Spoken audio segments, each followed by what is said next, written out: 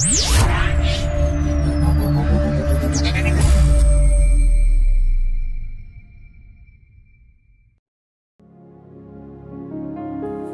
रचित सुसमाचार अध्याय 6।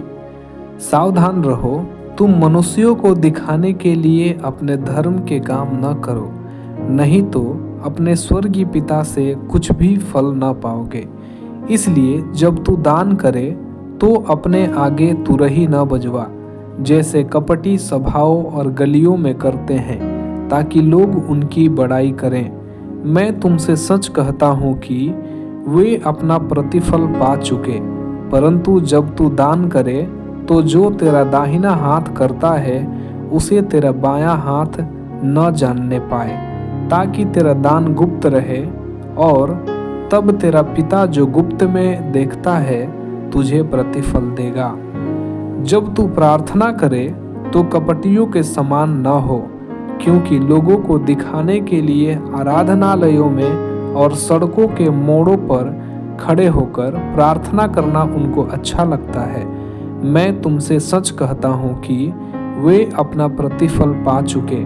परंतु जब तू प्रार्थना करे तो अपनी कोठरी में जा और द्वार बंद करके अपने पिता से जो गुप्त में है प्रार्थना कर। तब तेरा पिता जो गुप्त में देखता है तुझे प्रतिफल देगा। प्रार्थना करते समय अन्य जातियों के समान बकबक न करो, क्योंकि वे समझते हैं कि उनके बहुत बोलने से उनकी सुनी जाएगी। इसलिए तुम उनके समान न बनो, क्योंकि तुम्हारा पिता तुम्हारे मांगने से पहले ही जानता है कि तुम्हारी क्या क्या आवश्यकताएं हैं। अतः तुम इस रीति से प्रार्थना किया करो।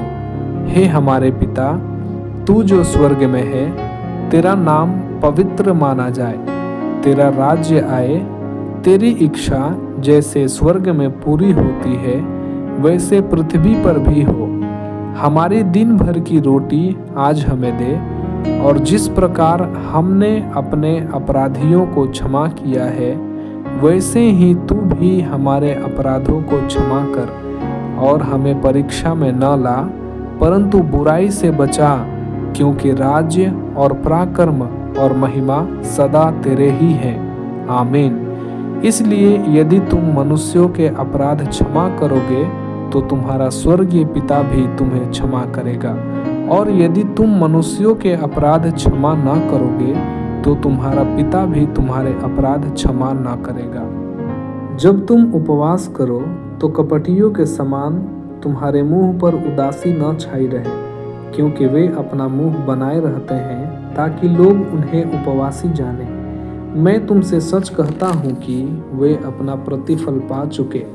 परंतु जब तू उपवास करे तो अपने सिर पर तेल मल और मुंह धो, ताकि लोग नहीं परंतु तेरा पिता जो गुप्त में है तुझे उपवासी जाने।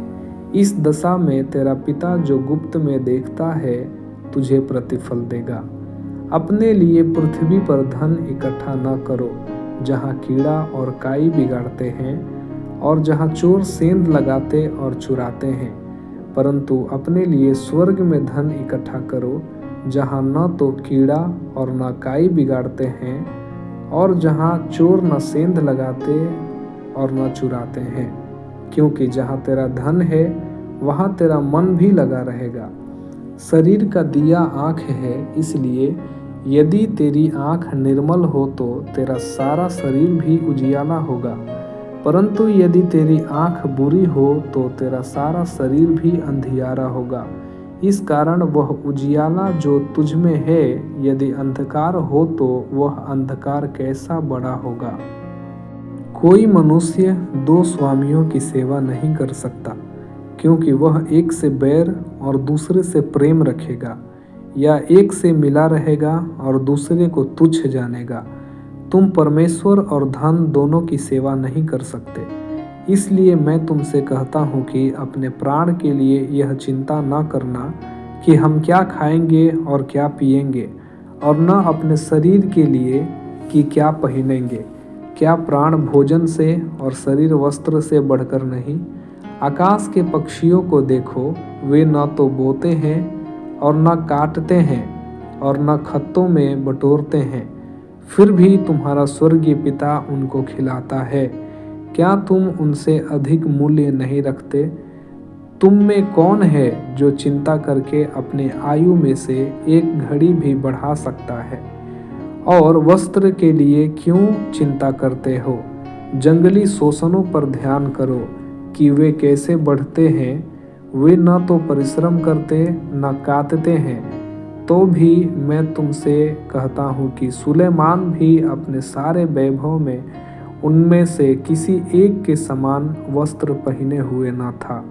इसलिए जब परमेश्वर मैदान की घास को, जो आज है और कल भाड़ में झोंकी जाएगी, ऐसा वस्त्र पहनाता है, तो हे अल्प विश्वासियों, तुमको वह उनसे बढ़कर क्यों न पहनाएगा।